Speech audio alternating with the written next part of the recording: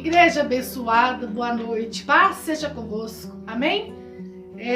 Hoje eu venho trazer para a nossa meditação uma palavra que se encontra no livro de Samuel, capítulo 16, versículo 7. 1 Samuel, capítulo 16, versículo 7, diz a palavra: Mas o Senhor disse: Não se impressione com a aparência nem com a altura deste homem. Eu o rejeitei porque não julgo como as pessoas julgam. Elas olham para a aparência, mas eu vejo com o coração. Assim diz o Senhor na palavra de Deus.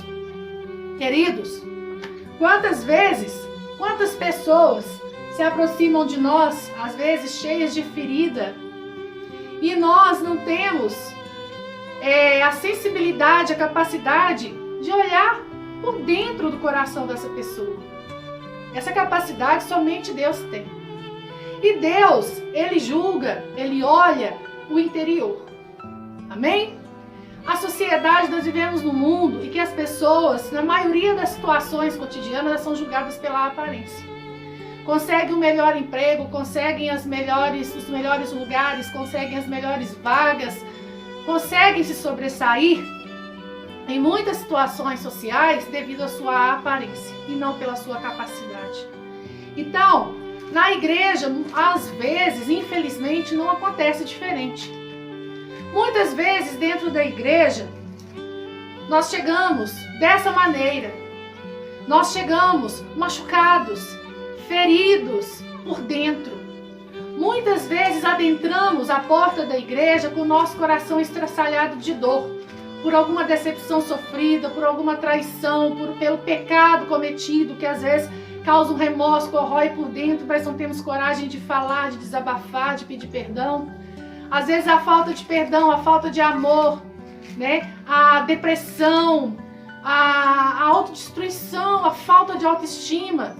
São inúmeros os espinhos que às vezes trazemos dentro de nós, mas não queremos demonstrar.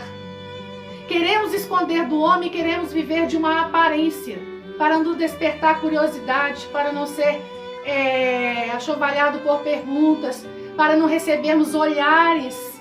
Muitas vezes aquele irmão chega quietinho no canto dele, com a cara triste, e muitas vezes ele é olhado como alguém que está de mau humor, com a cara fechada. E mal sabemos que dentro daquele coração tem uma dor, que de repente aquela pessoa está precisando apenas de um abraço para se recompor. Então, o ser humano, nós muitas vezes olhamos com o olhar carnal. O ser humano, ele atenta muito pela aparência, mas Deus diz que Ele olha o coração. Então, para que não despertemos nas pessoas a curiosidade de por que estamos desse ou daquele jeito, nós vestimos uma capa. Nós vivemos, nos revestimos de uma aparência que não é real, que muitas vezes não retrata aquilo que verdadeiramente está no nosso coração. Pela vergonha, pelo medo de expor o que está acontecendo, né? De repente foi um pecado que a pessoa tem até vergonha de falar. E às vezes ela vai se sentindo tão ferida, tão pequena, tão miúda, tão aquém, tão à margem daquele meio que ela vive, que ela ouve falar de Jesus, ela até procura a igreja e lá ela chega com todas as suas feridas. E para não demonstrar, ela cria uma aparência perfeita. E com todas aquelas feridas, com todos aqueles espinhos rasgando o seu coração, essa pessoa, ela veste uma carcaça aparentemente perfeita e ela se introduz ali naquele meio. E ela interage, e ela consegue rir, e ela consegue brincar, e ela consegue trabalhar, ela canta, ela faz, ela ajuda nas atividades da igreja, ela entra na igreja e se interage com aquele meio, mas a ferida está lá dentro. Porque, queridos, não basta entrar dentro da igreja, nós temos que entrar do trono de Deus e deixar que Deus entre em nós, porque somente Ele pode curar as feridas que estão dentro do nosso coração. Ser humano nenhum tem essa capacidade. Então, para não levantar suspeitas, digamos assim, aquela pessoa ela vive uma aparência que ao olhar daqueles que estão em volta, dá a entender que tudo está normal. Então ela segue ali. Mas aquela ferida permanece, a mágoa permanece, o rancor permanece. Tudo aquilo que estava doendo, que estava machucando, está aqui, só ela sabe, ela não consegue se livrar daquilo. Sabe por quê, queridos? Porque estar dentro da igreja não basta. Estar dentro da igreja não vai curar a ferida de ninguém, não vai mudar a vida de ninguém, não vai curar a alma de ninguém. Somente Deus tem esse poder quando deixamos que Ele entre na nossa vida, somente quando damos a abertura suficiente para que Ele entre na nossa vida e que deixamos que o Espírito Santo de Deus comece a moldar. Temos que dar abertura e legalidade para isso, porque senão não acontece. Deus, Ele não força. Você está dentro da igreja, está ouvindo a palavra, algo começa a entrar no seu coração. Mas tem que deixar que o Espírito Santo entre. Então, a carcaça está ali, é o que os outros veem. Mas por dentro você ainda está aquele velho homem cansado, oprimido, sofrido, que muitas vezes, quando sai do convívio da igreja e volta para sua casa e se encontra sozinho, aquela máscara cai. E você chora, e você volta para sua depressão, volta para angústia, né? E por aí vai. Quantos hoje de nós, muitas vezes, passamos por momentos assim. Sabe por quê? Porque o que está lá dentro, eu ainda não deixei, eu ainda não dei a permissão para que Deus entrasse para fazer a mudança. Então, eu entendo que eu preciso de algo mais, eu preciso buscar mais de Deus. Eu estou na igreja, mas ainda está faltando. Eu estou no louvor, eu estou na obra, eu estou fazendo, eu estou acontecendo, mas aqui dentro nada está mudando, algo, eu preciso de mais alguma coisa, tem alguma coisa ainda faltando, o que é? Aí eu começo a entender, eu começo a buscar de Deus. Deus, o que eu preciso fazer para tirar isso que está me incomodando? Isso que ainda não está bom, eu não estou conseguindo sozinha. Eu não estou conseguindo sozinho. Por mais que eu conviva com as pessoas, por mais que eu esteja em ação, dentro de mim a vontade é de morrer. Então Deus começa a te mostrar, a falar com você. Você começa a aguçar a sua sensibilidade para ouvir a voz do Senhor. E você começa a entender que estar dentro da igreja não basta se eu não permitir que o Espírito Santo faça morada em mim. É só Ele que vai poder mudar aqui dentro. Porque é de dentro para fora, não é de fora para dentro. O homem não vai conseguir atingir aquele cantinho lá dentro do seu coração. Porque o homem não tem capacidade de enxergar o coração. A palavra de Deus está dizendo, o homem ele vai julgar pela aparência, às vezes até pelo seu comportamento, né? Te julgar uma boa pessoa porque você se comporta bem, mas o que está dentro de você, incomodando, doendo, ferindo, aquilo que ainda não está bom, impedindo Deus de entrar e curar, é só você que sabe. Então você começa a entender que esse algo mais é a presença real do Espírito Santo na sua vida. Tudo aquilo que você está fazendo, todas aquelas pessoas que te cercam não estão sendo suficientes.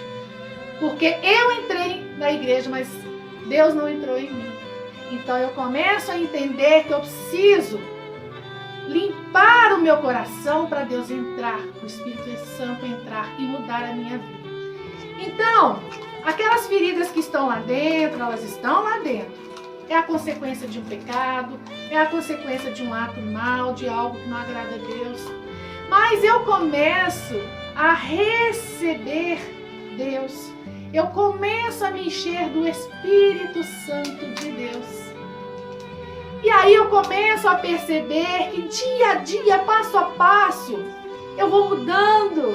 Eu começo a mudar o meu olhar sobre as coisas, sobre as pessoas. Eu consigo me doar um pouco mais. Eu consigo olhar para o passado sem sentir dor. Eu consigo sentir o meu coração ir se limpando a cada dia, a cada vez que eu busco mais, a cada vez que eu oro mais, a cada vez que eu clamo mais a Deus, que faça morada no meu coração, que faça mudança no meu coração, que faça essa limpeza que eu não consigo fazer, que faça essa limpeza que o homem não consegue fazer. E aí, olha o que acontece. Eu estou visivelmente bem por fora, mas também já estou outra pessoa por dentro, sem rachadura, sem espinho, porque a cada dia eu estou permitindo que o Espírito Santo de Deus vai curando, vai sarando, vai colocando bálsamo e vai me mudando por dentro. E eu começo a fluir, mostrar isso de uma forma mais clara. Começam as pessoas a perceber também que você está se tornando uma pessoa melhor, que o seu sorriso está mais sincero, que você está mais entregue, que as suas atitudes estão diferentes. Começa a se perceber que você está diferente. Por quê? Porque foi o momento divisor de águas, foi aquele que eu comecei a entender que sem a presença do Espírito Santo, eu não vou conseguir arrancar os meus espinhos, né? E aí ser melhor também para o meu irmão. Fazer com mais excelência a obra do Senhor, com mais verdade. Amém? Começo a mudar minhas atitudes. Mas, olha só, olhando aqui, não sei se os irmãos estão conseguindo visualizar, eu ainda vejo pelas sombras rachaduras lá dentro. Estou curado por dentro, estou curado por fora, mas ainda vejo as rachaduras. Elas não vão sumir. São as cicatrizes. São cicatrizes que quando a gente olha, a gente começa a perceber que não dói mais. São memórias de algo que passou, que vai nos dar argumentos para testemunhar aquilo que Deus fez na sua, na minha vida. São as cicatrizes que nos servem de instrumento para testemunho. São as cicatrizes que nos fazem entender o quanto Deus, com o seu poder, através do meu clamor e da minha busca, da minha atitude, as mudanças que Ele fez na minha vida.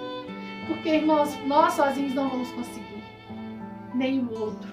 A Bíblia diz, num certo ponto, não lembro exatamente aonde, que é maldito o homem que confia no homem. Então, aquele que confia no Senhor e busca do Senhor, é do Senhor que Ele alcança. Se você deseja, fica esse recado aqui para mim e para você. Se você deseja uma mudança real de vida, não viva de aparência. Comece a trabalhar dentro de você até onde você está vivendo verdadeiramente e até onde você está vivendo de aparência. Nós temos que descobrir dentro de nós onde está este ponto que divide quem é você e quem é aquele que você quer parecer ser. E através dessa descoberta, quando você descobrir aonde você não está sendo verdadeiro, busque o Espírito Santo. Busque a presença de Deus. Clame ao Senhor que venha trabalhar no seu coração. Pede para Ele te mostrar o que está ferindo, o que está machucando. Você guarda mágoa de alguém? Tem rancor de alguém? Tem raiva? Você fez alguma coisa que não agrada a Deus? Tem vergonha de confessar o seu pecado, de pedir perdão? O verdadeiro arrependimento, ele traz o perdão e ele traz a conversão. Então, você, eu e Deus, você e Deus, cada um de nós e Deus, vamos procurar saber até onde nós estamos vivendo verdadeiramente o que somos e até onde estamos vestindo uma máscara e vivendo de aparência.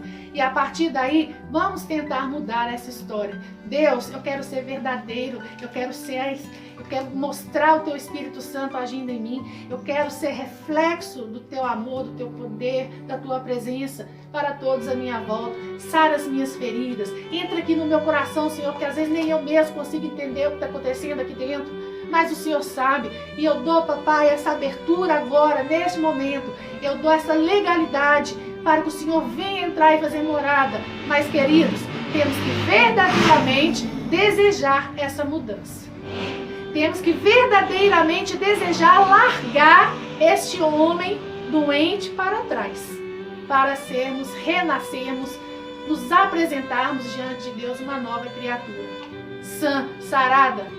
Ah, então vai parar de ter aborrecimento, vai parar de se chatear com as coisas? Não, não vai. Mas vai entender que a partir dali, a Bíblia fala, irai, mas não pecai, né?